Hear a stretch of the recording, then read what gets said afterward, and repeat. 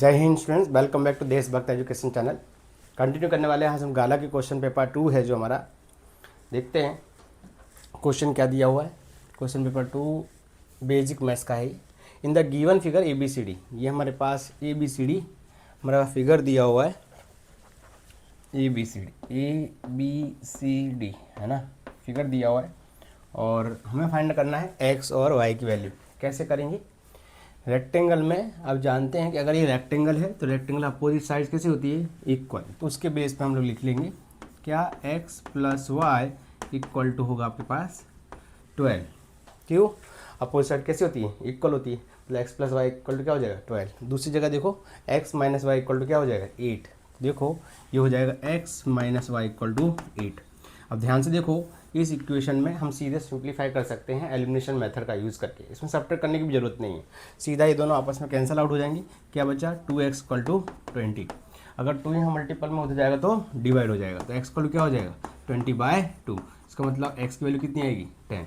और अगर x की वैल्यू 10 है तो यहाँ 10 रखोगे तो y कितना रखने पर 12 आ जाएगा? 2। मतलब जो हमारे पास y आएगा वो आएगा 2। देख लो कहाँ है ये दोनों ऑप्शन, x की जगह 10 और y इक्वल टू 2। जहाँ भी होगा वो आपका आंसर फाइनल होगा। x equal to 10, y equal to first one is correct. Next देखो, if the discriminant of the equation 6x² minus kx plus 2 equal to 0 1, तो k का वैल्यू क्या होगा? याद करो डिस्क्रिमिनेंट का जो फॉर्मूला है वो d इक्वल टू होता करता था, d equal to b² minus 4ac। क्योंकि d की वैल्यू ऑलरेडी इन्होंने 1 दे रखी है तो आप यहाँ 1 रख दीजिए। अब आप अगर इसको कंपेयर करेंगे तो a की वैल्यू क्या आएगी? 6 आएगी, b की वैल्यू क्या आएगी? माइनस k आएगी और c की वैल्यू क्या आएगी? 2 आएगी। तो ये वैल्यू को हम इसमें प्लेस कर रहे हैं, ठीक है। तो चलो b रखेंगे हमारे पास माइनस k का होल स्क्वायर और वहाँ पे 4, a की वैल्यू हम लोग रखेंगे 6 और c की वैल्यू रखेंगे 2, ठीक है। अब इसको सिंप्लीफाई करेंगे। सिंप्लीफाई देखो कैसे करेंगे, 1 ऐसे ही रहेगा, माइनस k का स्क्वायर करेंगे तो k² हो जाएगा। यहाँ देखो 4 2 ज़ा 8, 8 6 ज़ा 48 है ना, 8 से कितना होगा? 48। तो यहाँ रख दीजिए माइनस 48। अभी खत्म नहीं हुआ, ये उस साइड जाएगा तो क्या हो जाएगा? 49। याद रखिए कि यहाँ से जब अदर साइड जाता है तो साइन चेंज हो जाती है। इसका मतलब क्या है, यहाँ माइनस है, उधर आएगा तो प्लस हो जाएगा। अब 1 प्लस 48 कितना हो जाएगा? 49। अब दोनों साइड क्या करना है? अंडर रूट करना है। तो अब जानते हैं कि दोनों साइड अंडर रूट करेंगे तो यहाँ पे कुछ इस तरह से देखने को मिलेगा। अब इसके जो आंसर आएंगे प्लस माइनस 7 आएगा। क्यों आंसर प्लस माइनस 7 क्यों आएगा? क्योंकि प्लस 7 का स्क्वायर करोगे तभी क्या होता है? 49, और माइनस 7 का स्क्वायर करेंगे तभी क्या होगा? 49। मतलब k की दो वैल्यू होगी, प्लस माइनस 7। देखो कहाँ पे है, this is the final answer, ठीक है। नेक्स्ट देखो, if 2k plus 1 13 5k minus R 3 conjugate terms of AP then k। हमको ये वैल्यू किस में दी है? AP में दी है। अगर AP में दी है इसका मतलब क्या होगा कि एक पार्टिकुलर नंबर से ये इंक्रीज हो रहा होगा, तो इसका मतलब ये ऑलरेडी AP है। तो अब हम क्या कर रहे हैं, सीधा फाइंड आउट कर सकते हैं d कैसे फाइंड आउट करेंगे? d इक्वल टू, अब जानते हैं क्या होता है, d इक्वल टू होता है 13 माइनस, इसको हम लिखते हैं d1 है ना, क्योंकि आपके पास क्या होगा? d1 d2 को हम लोग बाद में इक्वल कर देंगे और इक्वल कर देंगे तो हमारे पास जो अननोन टर्म है वो आ जाता है। तो d1 इक्वल टू क्या होगा? 13 माइनस 2k प्लस 1 है ना, और सिंप्लीफाई करेंगे तो क्या आएगा? 13 माइनस 2k माइनस 1, मतलब इसमें कम हो जाएगा तो ये हो जाएगा 12 माइनस 2k। ये आया d1। और d2 फाइंड आउट करेंगे, d2 कैसे होगा? इसमें से इसको सब्ट्रैक्ट कर दो तो क्या हो जाएगा? 5k minus 3। उसमें से हम क्या कम करने वाले? 13। तो क्या हो जाएगा? 5k minus 16, right. अब d1 d2 इक्वल होते हैं किस में? AP में। AP इसलिए कहा जाता था क्योंकि उसका क्या डिफरेंस जो होता था वो क्या था? इक्वल हुआ करता था। तो हम देखेंगे इन दोनों को सामने सामने इक्वल करेंगे, इक्वेट करने पर जो भी हमारा फाइनल आंसर होगा वही होगा d1 इक्वल टू d2। इसका मतलब क्या? 12 minus 2k equal to 5k minus 16। के वाले टर्म एक साइड और न्यूमेरिकल एक साइड, ये उधर चला जाएगा और ये इधर आ जाएगा। तो 12 प्लस 16 यहाँ लिखेंगे, आप 12 प्लस 16 वहाँ क्या लिखेंगे? 7k। 6 to 28 आ जाएगा और वहाँ से 7 क्या हो जाएगा? डिवाइड में आ जाएगा। तो k की वैल्यू क्या आई? 7 4 जा 20, 7 4 जा 28 होता है। k की वैल्यू 4 देख लो, जहाँ भी हो फाइनल आंसर हो जाएगा। ढूंढो कहाँ है, ये रहा, ठीक है। इस तरह से फटाफट इसका स्क्रीनशॉट ले लो, दूसरा क्वेश्चन करते हैं। क्वेश्चन नंबर आप 4 ऑनवर्ड्स देखेंगे students. The distance of the point 8 minus 3 from the x axis. कह रहे हैं कि x एक्सिस से इस पॉइंट का डिस्टेंस कितना होगा। तो देखो पहले हम लोग ट्राई कर लेते हैं, समझाता हूँ आपको।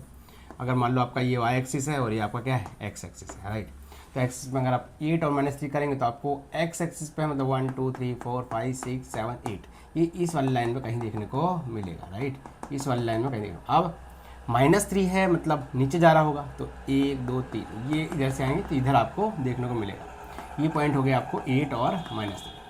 अब उसकी जो बात है उसको बड़े ध्यान से सुनना, कह रहे एक्स एक्सिस से कितना दूर है, तो ये हमारा एक्स एक्सिस यहाँ से कितना दूर है 3 और 3 3 डिस्टेंस है, तो आंसर क्या हो जाएगा 3। और कई बच्चे ये -3 कर देते हैं स्टूडेंट्स, ये चीज़ को आपको समझना होगा कि जो डिस्टेंस होता है हमेशा पॉजिटिव होता है ना। कभी भी आप जब कोई चीज़ मेजर करते हैं तो माइनस में मेजर नहीं करते, उसको कैसे करते हैं पॉजिटिव करते हैं। इसके लिए कभी भी आंसर माइनस में नहीं होगा। तो ये 8 -3 भले लिखा है, पर आप जब यहाँ से देखेंगे तो 3 सेंटीमीटर नीचे गए, आंसर आएगा 3। इस चीज़ का बड़ा ध्यान रखना, 9th में भी ऐसा क्वेश्चन था, आप लोगों को पता है, ठीक है। चलो आ जाओ। For the given figure B C equal to 20 centimetre है एंड ए इक्वल टू क्या है 30, मतलब यहाँ 30 लिखा हुआ है, तो हमें ए बी फाइंड करना है। ए बी मतलब कौन सा, ए। याद करो स्टूडेंट्स, हमने चैप्टर नंबर 9 पढ़ रखा है 10th के अंदर, जिसमें हमें हाइट एंड डिस्टेंस के ऊपर हमारा पूरा चैप्टर है एप्लीकेशन ऑफ द ट्रिग्नोमेट्री। तो यहाँ पे 20 है और ये हमें फाइंड आउट करना है। तो हमारे पास जो फॉर्मूला है जिसे आप पढ़ के रखे हैं, पाकिस्तान भूखा प्यासा हिंदुस्तान हरा भरा, ये वाला हमने पढ़ रखा है। और जिन लोगों ने ये नहीं पढ़ा होगा उन्होंने ये पढ़ा होगा, अपोजिट एडजेसेंट अपोजिट, और उसके बाद हाइपो हाइपो एडजेसेंट। तो जो भी पढ़ा हो इन दोनों में से आपने, हम लोग हमारे पास ये इसके सामने क्या है, ये परपेंडिकुलर है, ये बेस है, मतलब परपेंडिकुलर बेस जहाँ पे होगा वो हम लोग यूज़ करेंगे। तो ये देखो, आप देखो परपेंडिकुलर बाई बेस यहाँ देखने को मिल रहा है, और यहाँ देखना तो आपको ये देखने को मिल रहा है। तो हम लोग क्या लिखेंगे, tan 30 इक्वल टू क्या हो जाएगा P/H। P/H मतलब क्या हो जाएगा BC/AB। H नहीं बेटा, परपेंडिकुलर बाय बेस, बेस हाँ, H नहीं, ये तो गलती से बोल दिया फ्लो में, फ्लो P/H बोल, P/H नहीं, हमें ये थोड़ी फाइंड करना है। हमें क्या फाइंड करना है, ए बी की करना है, बाद में करना है, ठीक है। तो tan 30 की वैल्यू याद करो, tan 30 की वैल्यू 1/√3 है, याद है, भूल गए। BC की वैल्यू 20 गिवन है सर, AB की वैल्यू ये यहाँ रखो, AB यहाँ आ जाएगा, ये यहाँ आ जाएगा, तो AB इक्वल टू क्या हो गया 20√3, ठीक है। तो AB का वैल्यू आया, ढूंढ लो इसमें कहीं AB दिख रहा है, ये रहा पहली वैल्यू AB। तो दूसरा फिर अपने पास यही समझो, क्यों ऐसा, AB 20√3, यहाँ कहीं A का सेक्शन देखो, इसमें 2 सेक्शन क्या है सीक्वेंस में, दोनों फाइंड आउट करने की जरूरत नहीं, एक करोगे तो उसके बाद दूसरा वही होगा, इसके अलावा दूसरा मैच करेगा नहीं, दोनों सॉल्व करोगे तो टाइम कंज्यूम होगा। यहाँ से आप आइडिया ले सकते हो। पहले का क्या आ गया 20√3, क्या हमें AB का ही 23 चाहिए, हाँ AB है, मतलब यही आंसर सही है, ठीक है। तो ये आपको आंसर, इसलिए ये वाला आंसर। लेकिन एक चीज़ और रखो, लेकिन कई बार बच्चे सोचते हैं नहीं तो हम दूसरा करेंगे, तो कर सकते हो, कोई दिक्कत नहीं है। ये क्या हो जाएगा perpendicular by hypo, sin 30 equal to find कर सकते हैं, sin 30 इक्वल टू क्या हो जाएगा परपेंडिकुलर बाय हाइपो, sin 30 की वैल्यू 1/2, परपेंडिकुलर वैल्यू 20, H में पता नहीं इधर चला जाएगा, क्या हो जाएगा 20 × 2, 20 × 2 क्या आता है 40, है ना। तो हाइपो क्या आएगा 40, देखो मैच करेगा नहीं मैच करेगा। तो हम लोग क्या करेंगे दिमाग लगाओ, एक फाइंड करो, कोई एक, है ना, एक मिल जाएगा तो दूसरा अपने आप वो आपको आइडिया आ ही जाएगा, इसलिए दोनों करने की जरूरत नहीं है, हमारे पास वैसे ही टाइम कम होता है। तो हमारे पास ये आंसर आ गया, इधर आ जाओ। मोड मीन मीडियन मोड, ये हमारे पास याद करो एक फार्मूला है, क्या बोलते हैं मैसेज का एक फार्मूला है। मतलब ये क्या है सर मैसेज, अरे 3 में से 2 कम करते हैं तो 1 आता है। ये क्या है, इसके बीच में माइनस करेंगे इक्वल में 1 है। ये एक्चुअली फार्मूला है किसका, मोड मीडियन का। कैसे बताता हूँ, ये 3m को रिप्रेजेंट करेगा, s का मतलब याद करो x बार को मैंने इसको s बोल दिया, हमको इजी हो जाए फॉर्मूला लर्न हो जाए, इसलिए तो हमने क्या लिखा इसको 2x बार, है ना। हमने क्या किया मैसेज में x बार, क्योंकि बार बार x आता है ना, तो हमने इसको ऐसे बोल दिया। जैसे मैसेज एक ऐसा चीज़ है जो याद रहता है, इसलिए। और z मतलब यहाँ g जो है वो z को रिप्रेजेंट करता है। तो इस तरह से ये मीडियन मीन और मोड का फॉर्मूला फॉर्म हो गया, इसी का हम यूज़ करेंगे और हमें कोई एक पर्टिकुलर वैल्यू इसमें से फाइंड आउट करनी है। अब या तो हम इस तरह से एडजस्ट कर दें, पर हम देख रहे हैं कि इस फॉर्मूले को इस तरह से बनाना थोड़ा हार्ड पड़ रहा है, तो हम क्या करेंगे इसमें से वैल्यू रख रखेंगे, ये चेक करेंगे, इसको वेरीफाई करेंगे कि भाई ये आ जाएगा तो फिर ये क्या है सही है। तो पहले हम वैल्यू 2 रखेंगे। हम ट्रायल और एरर मेथड यूज़ कर रहे हैं, जिसमें क्या करते हैं एक वैल्यू को रख के चेक किया जाता है। तो हम लोग 2 लिखूंगा, यहाँ पे मोड का मतलब m, मीन का मतलब x बार, यहाँ कह रहे मल्टीपल में हम 2 रख के चेक कर लेते हैं। यहाँ मीडियन है, मीडियन को क्या बोलेंगे m, और मीन मतलब x बार। सिंप्लीफाई करने के बाद ये आ जाएगा, वही हमारा सही होगा। चलो स्टार्ट करते हैं। एम माइनस एक्स बार, यहाँ पे 2m माइनस 2x बार। एक्स बार एक साइड ले जाएंगे तो इसको उस साइड ले आओ, नहीं ले आना की कोई ज़रूरत नहीं है। क्यों? क्योंकि हमको यहाँ 3m बनाना है। तो एक काम करो, क्या इसको वहाँ ले जाएं? x कहाँ है? ये रहा। z कहाँ है इसमें? इसमें z तो बाद में बनेगा, इसमें z कहाँ है? मीड ये सर, ये हमारे पास हमने एकदम सही रखा। मोड़, अरे यार ये तो मोड़ है, क्या कर रहे हैं हम? मोड़ है ना, मोड़ना है इसको, ठीक है। तो मोड़ दिया भाई। अब चलेंगे, चलो इसको उधर ले जाओ। z equal to 2m minus 2x bar और फिर प्लस x बार, चाहिए? ठीक, देख लो z इक्वल टू क्या हो गया 2m माइनस एक्स बार। क्या ये मैच कर रहा है? देखो 3m चाहिए, नहीं मैच कर रहा सर, तो क्या करें आप 3 करके देखेंगे, 3 है ना। और ये कैंसर, हमको दूसरा वाला चेक करेंगे, ये काम नहीं कर रहा है, ठीक है। फिर भी देख लो, मैं x बार 2 का रखा, 2m माइनस 2x बार इधर चला गया, प्लस हो जाएगा, माइनस x बार आएगा, ठीक है। अब 3 और चेक करेंगे फिर से वही, z माइनस मीन मतलब x बार, और इधर इसके बाद 3 रख के देखेंगे आपकी बार 3 क्या होता है। तो 3 और यहाँ पे m और यहाँ पे x बार, ये आ जाना चाहिए। क्यों? थोड़ी फीलिंग आ रही है, देखो है ना, हल्की हल्की फीलिंग आ रही है। 3m माइनस 3x बार, ये बार बेचारा उधर चला जाएगा। बेचारा क्यों बोल रहा हूँ, हमारी तो ज़िंदगी इसने झंड कर रखी है, तो बेचारा नहीं बढ़ाइए। 3m माइनस 2x बार, ये देखो देखो देखो मैच कर गया कि नहीं कर रहा है, मतलब ये फाइनल आंसर है ना, दूसरा करने की जरूरत नहीं। चलो इसको छोड़ लो बराबर। अब देखते हैं नया क्वेश्चन। 3 + 2√5 इज एन, कह रहे हैं कि 3 + 2√5 है, रेशनल है, इरेशनल है, नेगेटिव नंबर है। याद करो रेशनल किसे कहते थे? A number which can be written p/q form, जैसे हम लोग कहते थे। तो क्या हम इसको p/q फॉर्म में लिख सकते हैं? पता नहीं सर, क्यों? क्योंकि सर √5 है, नो आइडिया। इरेशनल आ जाओ, इरेशनल नंबर क्या था? नंबर जिसे p/q फॉर्म में नहीं लिख सकते। और एक और चीज़, किसे हम इरेशनल कहते थे? Every number which is in the under form which is or which is prime and which is in under form is called irrational number. कोई भी नंबर जो कि प्राइम नंबर है और अंडर के फॉर्म में है, उसे हम क्या कहते थे? Irrational number. ध्यान से देखो, इसके अंदर देखो, ये प्राइम नंबर है और अंडर के फॉर्म में है, तो ये पूरा क्या है? इरेशनल। और इरेशनल है मतलब इसमें से ऑप्शन क्या आएगा? इरेशनल, ये वाला सही। इस वाले में इधर आ जाओ। The sum of the zero of the polynomial is, क्या इसमें से सम है। सम कैसे फाइंड करते हैं? याद करो, ax² plus bx plus c equal to 0, ये अपना फॉर्मूला है, ठीक है। और अगर आपको इसके सम फाइंड करना है तो a से पहले डिवाइड कर दो, x² plus b/a x plus c/a, क्या कर दिया? a से डिवाइड कर दिया। अब इसको कंपेयर करते हैं, x² minus alpha plus beta into x plus alpha into beta. इससे कंपेयर करने का ज़िंदगी में हमेशा याद रखो, जब भी क्या पूछे सम ऑफ जीरो, तो इससे हमें कंपेयर करना है।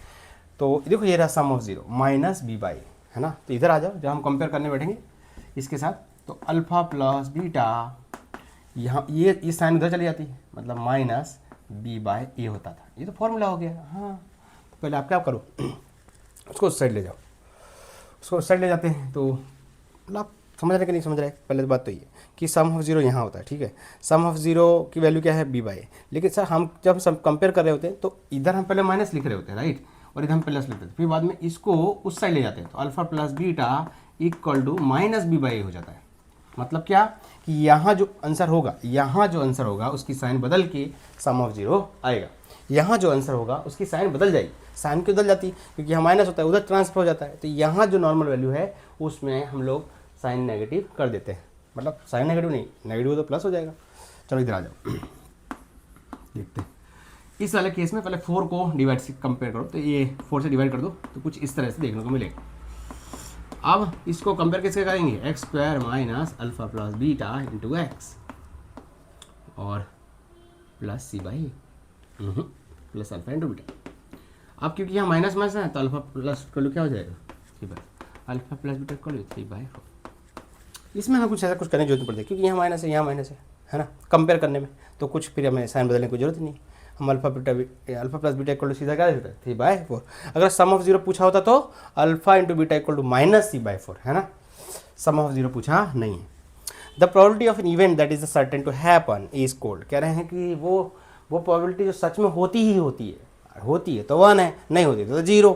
हमने ऐसा पढ़ के रखा है कि भाई जो प्रोबेबिलिटी 100% होगी उसे हम क्या कहते हैं 1 से कंसिडर करते हैं, और जो नहीं होती उसे 0 करते हैं। तो 100% होगी, जैसे कि the sun rise in the east, वो क्या है सर्टेन प्रोबेबिलिटी, हमेशा होगा ही होगा। तो आंसर क्या आता है उसका, सर्टेन प्रोबेबिलिटी के लिए 1 आता है। अच्छा कह रहे cot square minus cos square theta, क्या होगा कॉट माइनस कॉस स्क्वायर, तो सॉल्व करना पड़ेगा। क्यों सॉल्व करना पड़ेगा, दिखाता हूँ, याद दिलाता हूँ। क्या याद करो, 1 plus cot square theta equal to होता था कॉस स्क्वायर थीटा, राइट। अब ध्यान से देखो, कॉट को नहीं हिलाना है, कॉस को इस तरह से लाओ कि इधर माइनस हो जाए, ठीक है, और इसको उधर ले जाओ, तो उससे क्या होगा, एक तरफ हमारे पास हो जाए cot square theta minus cosec square theta, और ये जो +1 उधर जाएगा तो -1, मतलब क्या, इसमें -1 ढूंढ लो कहाँ है, ये रहा, तो ये फाइनल आंसर हो गया। A line intersecting the circle eight 2 distinct point is called, कह रहे हैं कि line intersecting a circle eight 2 distinct point, कह रहे हैं कि एक लाइन सर्कल के 2 अलग अलग पॉइंट पे इंटरसेक्ट करती है तो उसे क्या कहते हैं, टेंजेंट। टेंजेंट तो एक पे ही करती है, सीकेंट कहते हैं, क्या कहते हैं सीकेंट, इसको हम लोग सीकेंट कहते हैं, सीकेंट। तो आंसर क्या आ जाएगा, सीकेंट आ जाएगा, सीकेंट, ठीक है। चलो फटाफट स्क्रीनशॉट ले लो इसका। फ्रेंड्स अब क्वेश्चन को देखेंगे आगे वाले, क्या लिखा है, if the mean of the observation 7, 8, x, 11 and 14 is x, तो याद करो ये मीन का फॉर्मूला क्या है, x बार, और फिर सम ऑफ ऑल ऑब्जर्वेशन, मतलब 7 + 8 + x + 11 + 40, और डिवाइड में क्या आएगा 5, क्योंकि नंबर ऑफ ऑब्जर्वेशन कितने हैं 5। अब कह रहे हैं कि x बार की वैल्यू तो कितनी है, यहाँ देखो x बार की वैल्यू क्या कह रहे हैं, x है ना, तो हम क्या कर रहे हैं यहाँ पे x लिख ले रहे हैं, राइट।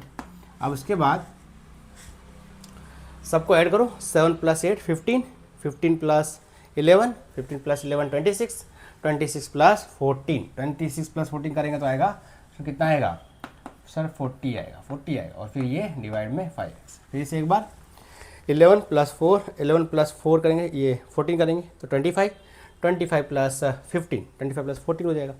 अब क्या करना है, ये 5x बार दिया हुआ है तो उसकी वैल्यू x दी है, मैंने लिखा है यहाँ पे, कहाँ दिया है, ये रहा ना, देखो मीन कितना दिया है x दिया, तो मैंने लिख दिया। अब ये क्या हो जाएगा 5x हो जाएगा, और x वहाँ से कॉमन में यहाँ इससे जाएगा तो 4x हो जाएगा, और ये क्या हो जाएगा 4x = 40, मतलब x = क्या होगा 10, x = क्या हो जाएगा 10, ऐसे। For any 2 positive integers a and b HCF this का और इन दोनों का मल्टीपल करेंगे तो a भी आएगा, ये ट्रू है फॉल्स, याद करिए तो फैक्ट है कि जो नंबर होते हैं उन्हीं के मल्टीपल HCF और LCM का मल्टीपल है, फैक्ट है, तो स्टेटमेंट ट्रू है, तो इसमें क्या लिख देना है, ट्रू लिख देना है, इसमें आप लिखेंगे ट्रू।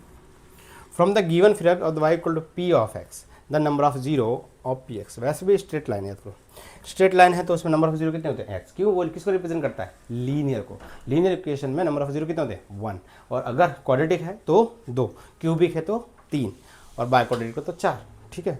तो नंबर ऑफ जीरो कितने होंगे 1, है ना, तो आंसर क्या आएगा इसका 1 आएगा, पर ये 2 लिखा है तो क्या हो जाएगा फॉल्स हो जाएगा, क्यों, क्योंकि इन्होंने क्या लिखा है 2, क्या होना चाहिए 1, ठीक है।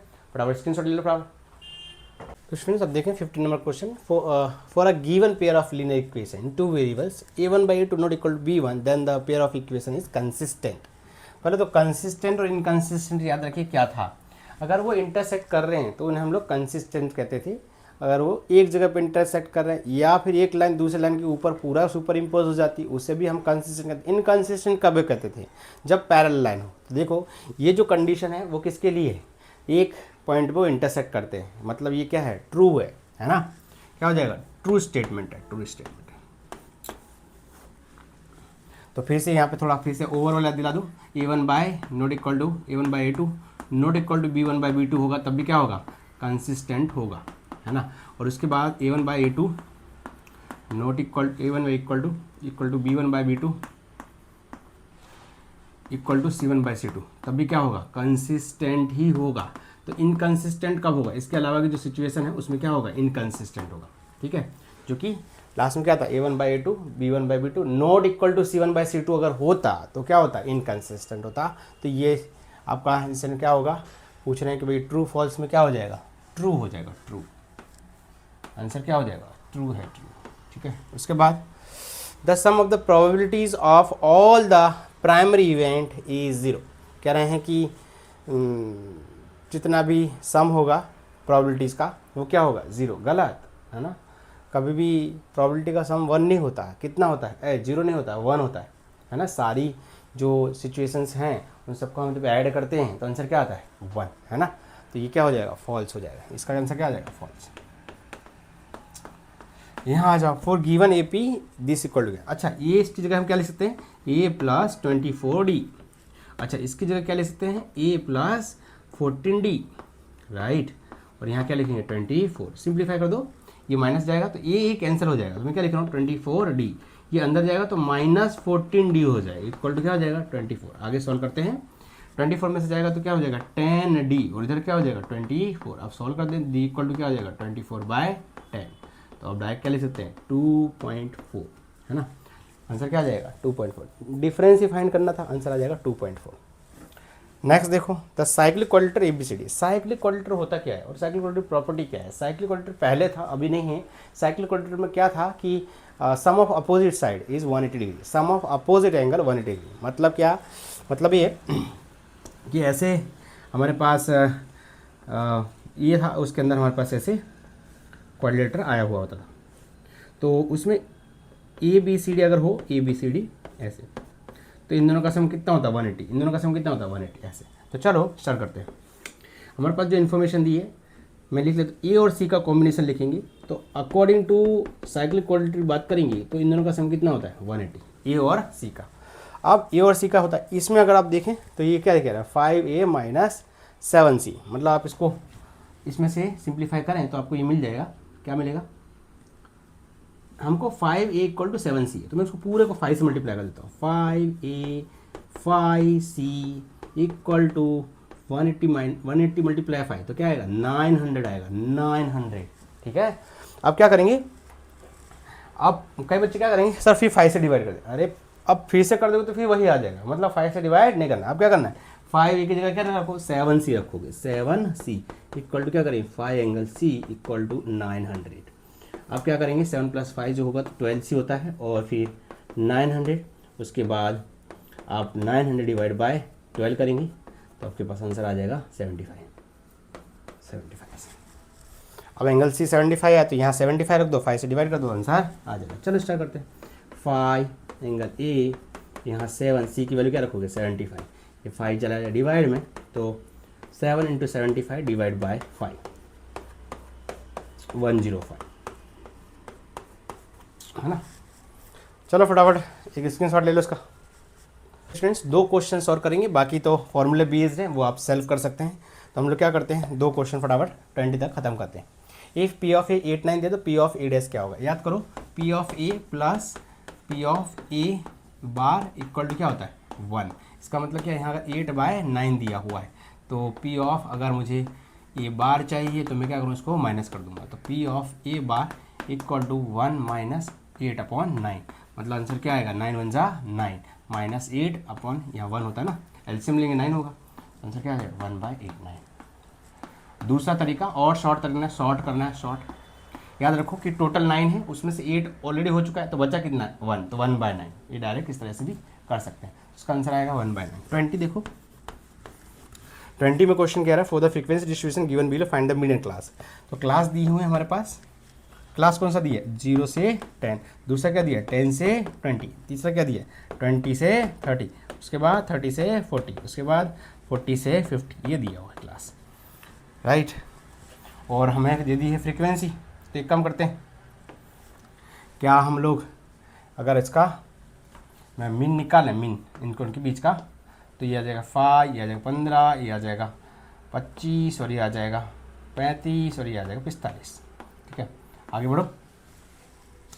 ये मीन क्लास, इसका मीन क्लास बोलते हैं, मीन क्लास। ठीक है, अब देखो इसके बाद क्या, फ्रीक्वेंसी दिया हुआ है, फ्रीक्वेंसी लिख दो। फ्रीक्वेंसी को, फ्रीक्वेंसी कितनी है, 12 है, 18 है, उसके बाद 20 है, और उसके बाद 17 है, और उसके बाद 13 है, राइट। और अब हमें कॉम्युलेटिव फ्रीक्वेंसी भी निकालनी पड़ेगी। क्यों, फॉर्मूला जो है अपने पास मीडियन का, वो फॉर्मूला है मीडियन का क्या, वो है n/2। अपने पास फॉर्मूला है L + n/2 minus CF by F into H, ये वाला फॉर्मूला, ठीक है। तो अब हम लोग इसके अंदर वैल्यू प्लेस करेंगे, लेकिन हमारे पास एन क्या है, टोटल सम, पहले फ्रीक्वेंसी देखो, ये फ्रीक्वेंसी को टोटल जो होगा उसका हाफ कर देंगे। अच्छा देखो कहाँ होगा, ये 70 प्लस 13 कितना हो जाएगा, 70 प्लस 30 हो जाएगा 7 3 10 30, 30 प्लस 20, 30 प्लस 20 सर 50, 50 और यहाँ देख लो 8 2 10 30 यहाँ हो गया है ना, तो 50 यहाँ, टोटल क्या हो जाएगा 80 हो जाएगा 80, ठीक है। फिर से एक बार क्या आप ऐसे ऐड कैसे करते हो, देखो 3 प्लस 7 10 हो गया, 2 प्लस 8 10 हो गया, और 10 20 तो हो गया, 20 20 30 हो गया। अब सब में देखो ये 7 को हटा दो, 10 यहाँ दिख रहा था, 10 यहाँ दिख रहा है, 10 यहाँ दिख रहा है, 10 यहाँ दिख रहा है, 10 20 20 20 40 40 10 50 50 10 60 60 20 80 हो गया ना ऐसे। अच्छा कॉम्युलेटिव फ्रीक्वेंसी क्या होता है, एडिशन करते हैं, पहले 12 का 12 आ जाता है, इन दोनों को आपस में एडिशन कर देते हैं, तो कितना हो जाएगा 30।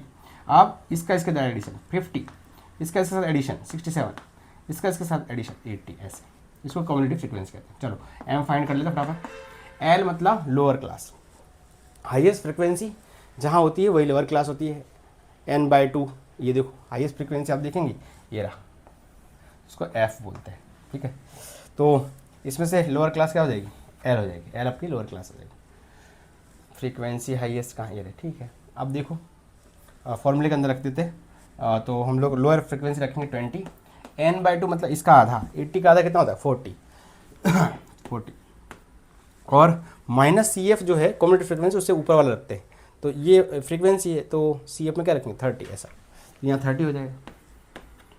हाईएस्ट फ्रीक्वेंसी हमारे पास कितनी है, हाईएस्ट फ्रीक्वेंसी F20, और इसके बाद H की बात करेंगे, इनके बीच का गैप 10 गैप है 10, ठीक है। सॉल्व करेंगे 20, ये दोनों तो वैसे ही कट जाएगा, तो पहले यहाँ पे आ जाएगा 10/2, और फिर इसको सॉल्व करेंगे तो क्या आ जाएगा 20 + 5 = 25, तो हमारा आंसर होगा 25, ठीक है।